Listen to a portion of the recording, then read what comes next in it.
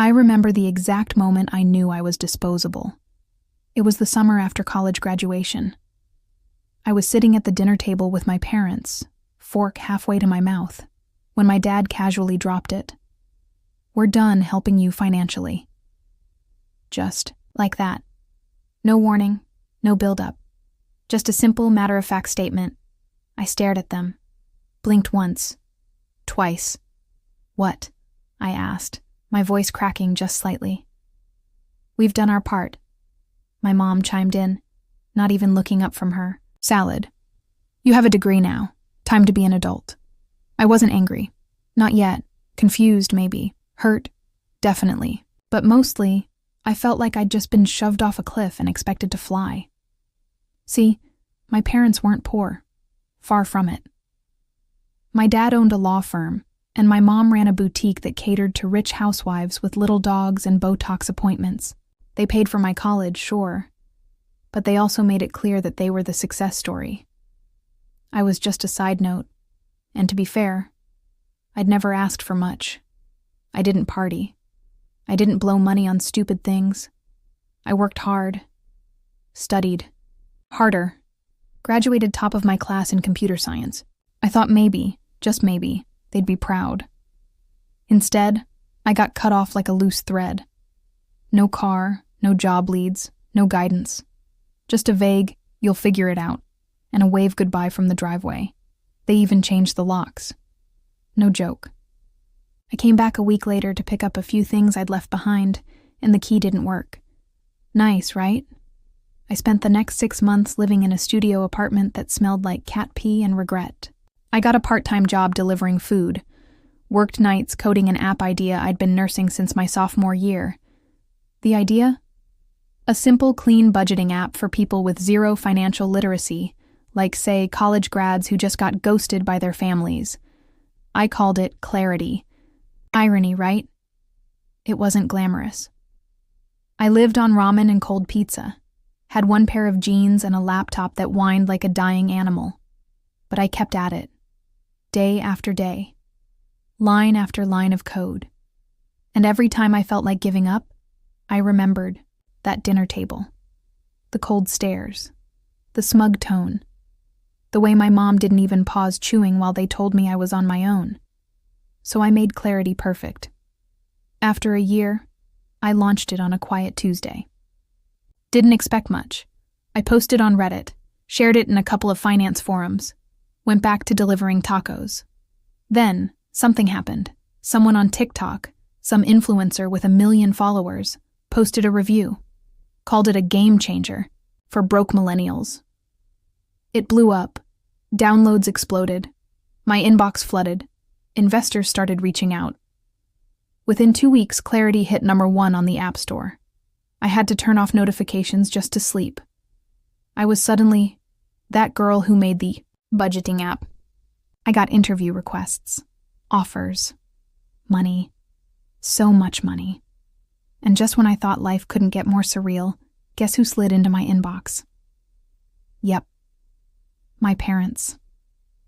It started small. A casual email from my mom. "Saw the news. So proud of you, sweetie. Let's catch up soon." I didn't reply.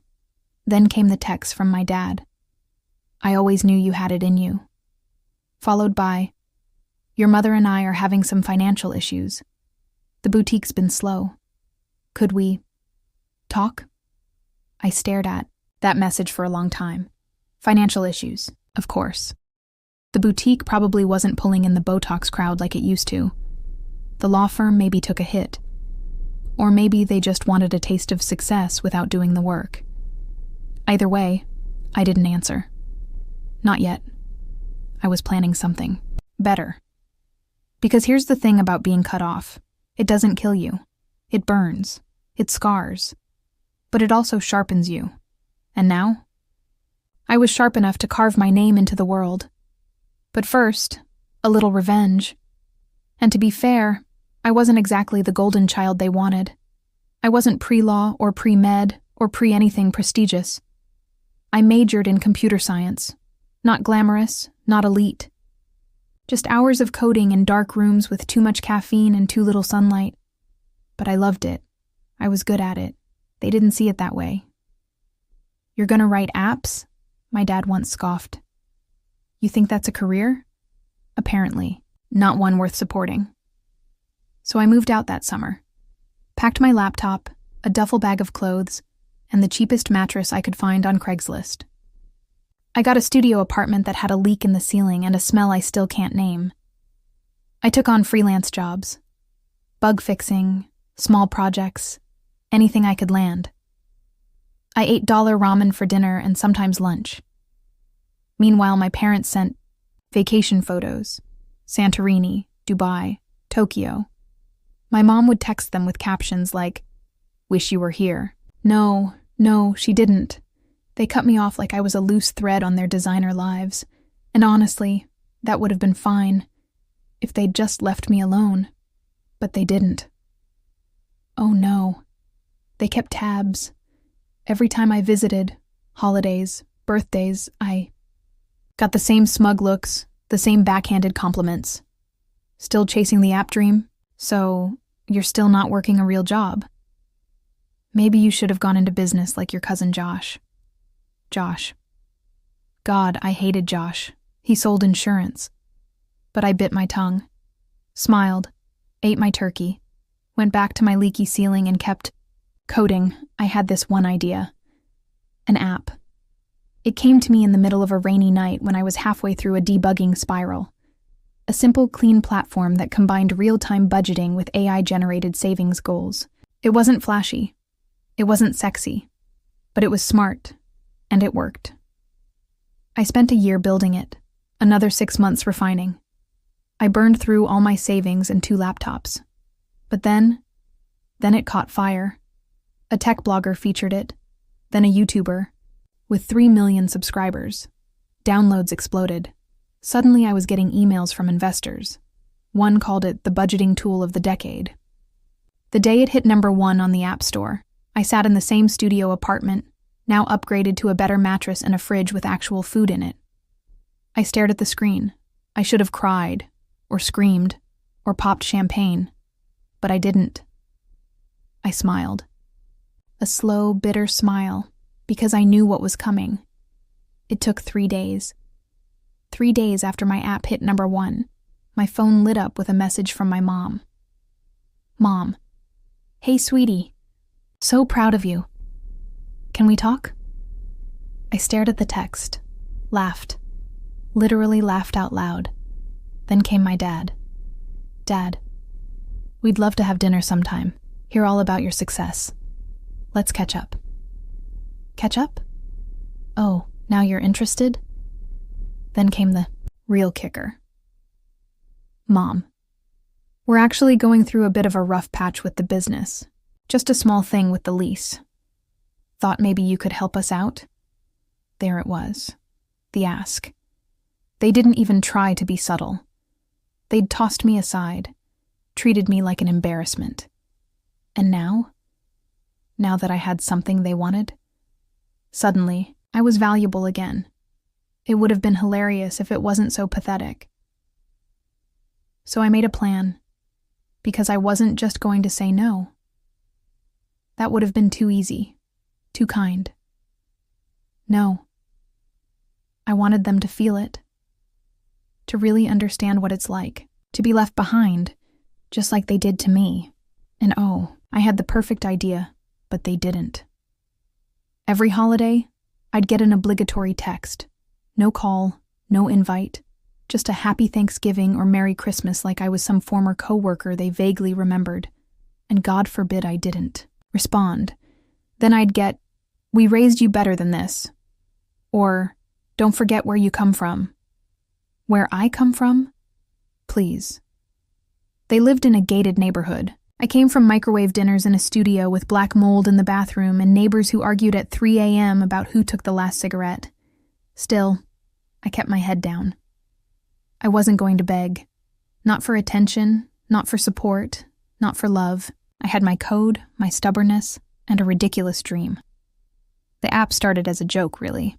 A dumb idea scribbled in my notes app at 2 a.m. after a long shift debugging someone else's broken code. It was simple. An AI that organized people's inboxes by tone. Not sender, not subject line. Tone. You'd see your angry emails, your passive-aggressive ones, your compliments, your lies, sorted out like a mood ring for your inbox. I called it Vibe Check. I built it in 2 months. Launched it in 3. Marketed it with $0 and pure chaos on social media. I made sarcastic videos. I roasted people's emails. I dared the internet to hate it. It went viral. First, on TikTok, then Reddit. Then BuzzFeed wrote a piece called, "The App That Knows Your Boss Hates You." Overnight, downloads exploded. I watched the number climb like a glitch. 1,000, 10,000, 100,000. Then it hit number 1 on the App Store. Number freaking 1. I thought I'd scream, dance, cry. But instead, I sat there in my tiny apartment, staring at the screen. Frozen. My ramen was still hot. The mold still clung to the ceiling. But everything had changed, and that's when the messages started. Not from users, not from investors. No, from my parents. First, my mom. "Saw your app is doing well. Congrats, sweetie." Then my dad. "Proud of you. Let's catch up soon." Suddenly, I was the child they remembered. The prodigy. The success story they wanted to brag about at dinner parties. But the best message came 3 weeks later. The subject line read, "Can we talk?" It was a long email. Very formal. Almost like a job application. They'd run into financial troubles. My dad's firm had lost a major client. My mom's boutique was hemorrhaging money. They needed help. Money from me. The same people who once said, "You think writing apps is a career?" The irony was so sharp, I nearly cut my finger scrolling. I didn't respond. Not then. Not yet. Because I had something better in mind. Something they'd never see coming. I was going to give them exactly what they asked for. Just not the way they wanted. And believe me, they were going to remember where I came from. And I built it in 6 months.